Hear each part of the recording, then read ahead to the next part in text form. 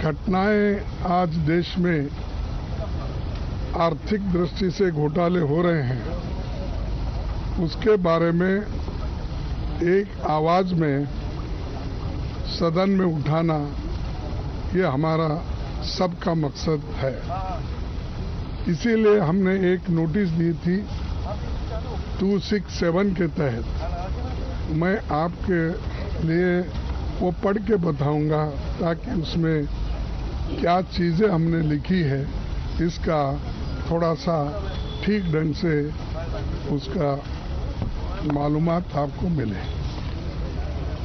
ये suspension of business notice under rule 267 for 2 फरवरी 2023।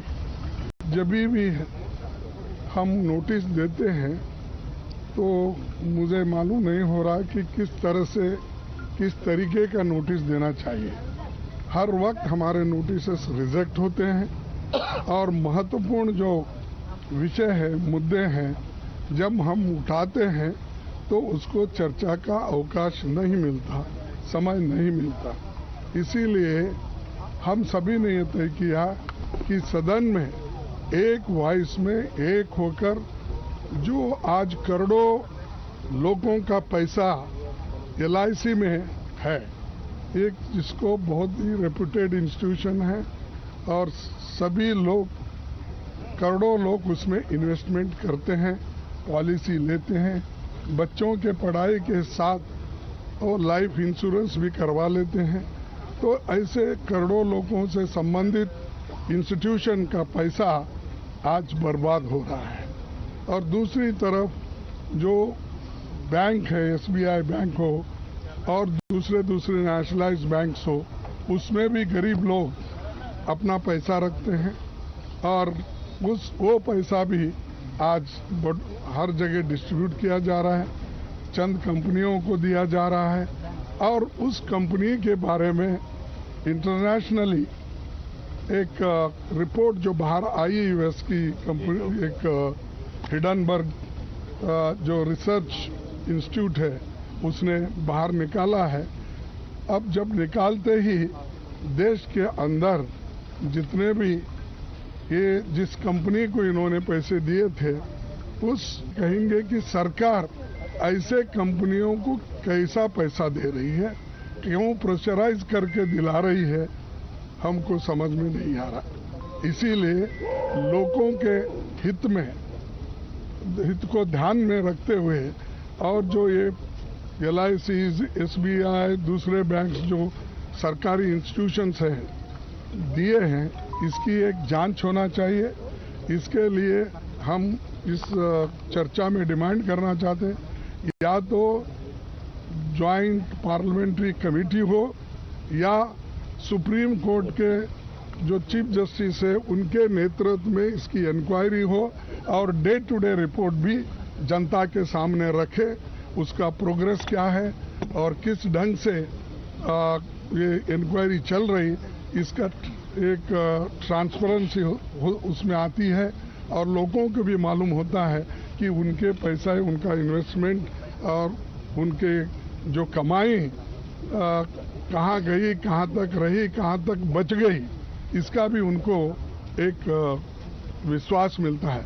नहीं तो सारे लोगों का, इस देश के जो भी जितने भी करोड़ों पॉलिसी होल्डर्स हैं या बैंक में डिपॉजिट रखने वाले, उनका विश्वास बैंकों पे से उड़ जाता है, LIC से उड़ जाता है। तो इसीलिए लोगों के हित में हम ये काम कर रहे हैं और हमारा डिमांड यही है, चर्चा कराओ।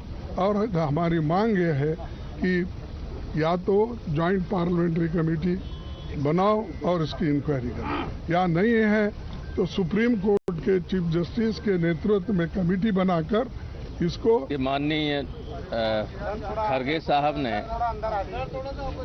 जो कहा है उससे समाजवादी पार्टी पूरी तरह सहमत है। एक बात और मैं कहना चाहता हूं कि पूरे देश में जिनके पैसे बैंकों में जमा हैं या LIC की पॉलिसी जिनके पास हैं और अन्य वित्तीय संस्थाओं में पैसे जिनके हैं, उन लोगों में दहशत पैदा हो गई है। आप आश्चर्य करेंगे कि जिला स्तर पर स्टेट बैंक ऑफ इंडिया जैसी प्रतिष्ठित बैंकें जो लोग अपना पैसा निकालने जा रहे हैं उनको ये कह के लौटा रहे हैं कि पैसा अभी नहीं है, शाम को आना, 2 बजे आना।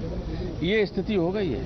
पूरा देश जिनका पैसा, अभी तक लोग यही तो समझते थे कि बैंक में सबसे ज़्यादा सुरक्षित है, न वहाँ डकैती पड़ सकती है न कोई छीन सकता है, लेकिन ये तो सारे देश के लोगों की जेब पे डकैती पड़ गई सीधी, और पड़ने वाली है। इसलिए जो हम लोग कर रहे हैं, क्योंकि मैं जानता हूं तमाम लोग ये कहेंगे संसद में 1 मिनट का इतना पैसा खर्च होता है, लोग टाइम बर्बाद कर रहे हैं। हम तो पूरे देश के लोगों को ही लड़ रहे हैं, पूरे लोग, और उनके लड़ने के लिए हम लोगों के लड़ने से अगर जनहित में कुछ गवर्नमेंट को फैसला लेने के लिए विवश होना पड़ सकता है तो वो करेंगे ही। Party He is monitoring. Wait.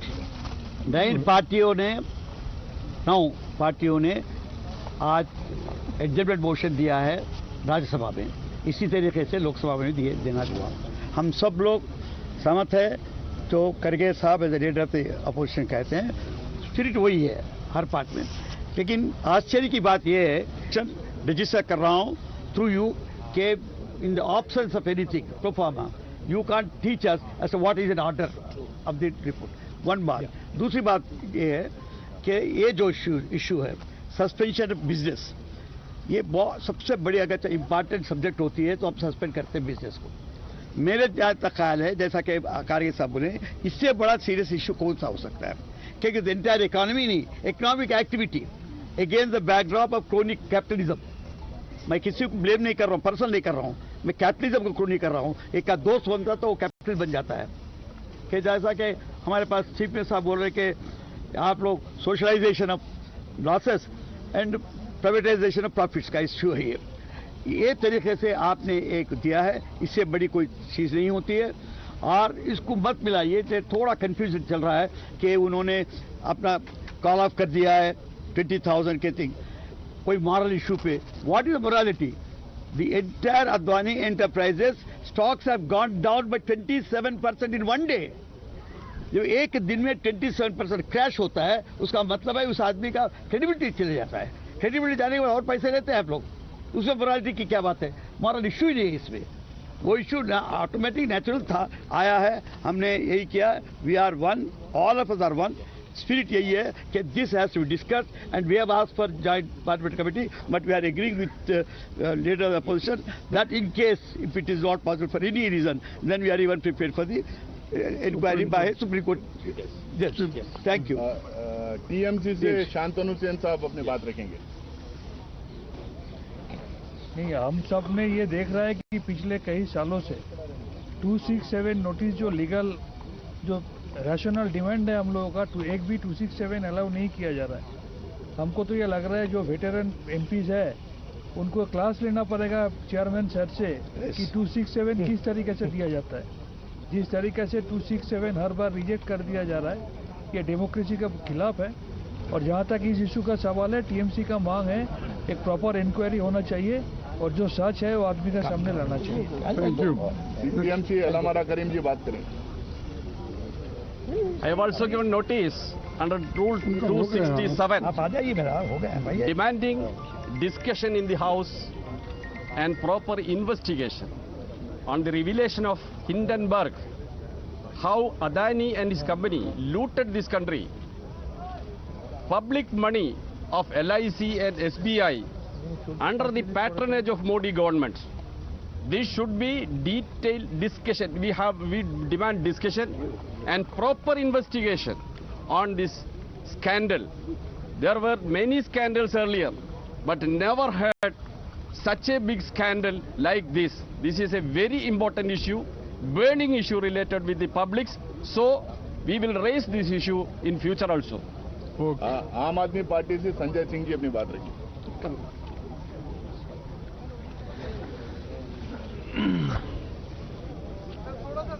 देखिए, हम सारे लोग कांग्रेस पार्टी के राष्ट्रीय अध्यक्ष और एलओपी महोदय की बात से सहमत हैं कि इतने बड़े घोटाले पे, इतने बड़े महाघोटाले पे मोदी जी की सरकार खामोश क्यों है। मोदी जी की सरकार खामोश इसलिए है कि ये जो महाघोटाला किया है उस व्यक्ति का नाम है अडानी, जो नरेंद्र मोदी जी का सबसे करीबी मित्र है, जिसके हवाई जहाज में प्रधानमंत्री घूमते हैं, जिसके पैसे से, जिन्होंने लाखों करोड़ रुपए अडानी की कंपनी में लगा रखा है, वहां जिन लोगों ने अपना पैसा जमा किया, बेटी की शादी के लिए LIC में पैसा जमा किया, छोटा सा घर बनवाने के लिए पैसा जमा किया, बीमारी के लिए पैसा जमा किया, पेंशन के लिए पैसा जमा किया, आज वो सारे लोग चिंतित हैं, परेशान हैं कि आज LIC डूब रही है, SBI डूब रही है, लोगों का पैसा डूब रहा है, लेकिन मोदी जी चैन से सो रहे हैं। अमृतकाल में ये महाघोटाला है और इस महाघोटाले पे सदन में चर्चा कराओ, सुप्रीम कोर्ट से मॉनिटर्ड इसकी पूरी जांच कराओ और JPC बनाओ। इस डिमांड के साथ हम लोग पार्लियामेंट में अपनी आवाज आज भी उठाए हैं, आगे भी उठाते रहेंगे। ये कोई छोटा मामला नहीं है, देश के करोड़ों लोगों की जिंदगी से जुड़ा हुआ मामला है। Thank you. कनिमोली DMK से कनिमोली जी बात रखेंगे। This is the money not of corporate institutions. It is the money which hard-working Indians have saved. It's their lifetime saving and their hard work which they've invested for their future, for the future of their children in government institutions and particularly LIC.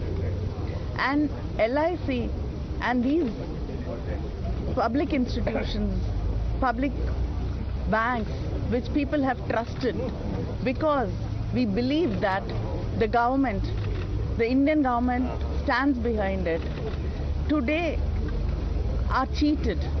Today they don't know what their future holds for them, what the future holds for their children. So we as people, representatives, have to take it up, to fight for the people who have lost their rights, to fight for the people who've invested in these institutions because they feel let down by this BJP government and by these private corporates who've taken over their lives and their life saving. So DMK, our leader Stalin, today stand with the opposition in this fight for justice for the people of this country. Shiv Sena से प्रियंका चतुर्वेदी जी अपनी बात रखेंगे। आज हमने 267 notice दिया था और unanimous यही राय थी कि ये देश का बहुत महत्वपूर्ण मुद्दा है, जहां पर जनता का पैसा जो लगा हुआ है, स्टॉक मार्केट में लगा होगा, LIC के माध्यम से लगा होगा, SBI के माध्यम से लगा होगा, वो कल रातों रात कौड़ी के भाव हो गया। जिस तरीके से 1,40,000 करोड़ का मार्केट कैपिटल खत्म हुआ है और अदानी ग्रुप को मजबूर किया है FPO वापस लेने के लिए, वो देश में चर्चा उसकी होनी चाहिए। जिस तरीके से घोटाला हम देख रहे हैं 2014 से एक ही ग्रुप को जिस तरीके का फायदा हो रहा है, फोर्ब्स में नंबर 3 या 4 पे आ जाते हैं और अब गिरावट हो रही है, ये सिर्फ स्टॉक मैनिपुलेशन और स्टॉक की ओवर प्राइसिंग की वजह से हुआ है। ये हम लोग ही नहीं कह रहे हैं, देश के कुछ हमारे MPs ने भी बात की है। सेबी का जो मार्केट रेगुलेटर है, उनकी ये जिम्मेदारी बनती है कि जनता में विश्वास बना रहे स्टॉक मार्केट का, उनका इन्वेस्टर कॉन्फिडेंस बना रहे। सेबी ने भी इनको फेल किया है, सरकार ने भी उनको फेल किया है, इसीलिए हम चाह रहे हैं कि एक जॉइंट पार्लियामेंट्री कमेटी का गठन हो। अगर वो नहीं पॉसिबल है तो सुप्रीम कोर्ट के चीफ जस्टिस ऑफ इंडिया के मॉनिटर्ड ये प्रोब हो कि किस तरीके से इतनी खुली छूट दी गई एक ही ग्रुप को कि इन्वेस्टर्स को एकदम उनका कॉन्फिडेंस चकनाचूर कर दें। यही हमारी मांग है। CPI से बिना उस्मान जी अपनी बात रखेंगे। RJD CP बात कर रहे हैं। CPI। So friends, it's very clear that the government is not for the people of India. ये लोग कहता है सबका साथ, बट दिस गवर्नमेंट के लिए सबका पहले अदानी है। अदानी का बारे में यह गवर्नमेंट शासन करता है। When Adani is in trouble, they will pump in money from the LIC, from the SBI, and then crores and crores of rupees they are pumping in. They always say that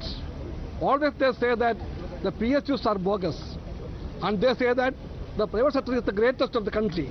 But once the sector of the private capital is in danger. They pump in money from the PSUs. That means they want to save the private looters. Public money for private looting. And the government is praying for them on their knees. This government has to be exposed. So we believe that we are together standing here to say that in this way they cannot run this country. This country is of the people, not of Adani. NCP से Vandana Chauhan madam जी बात रखेंगे. Namaskar.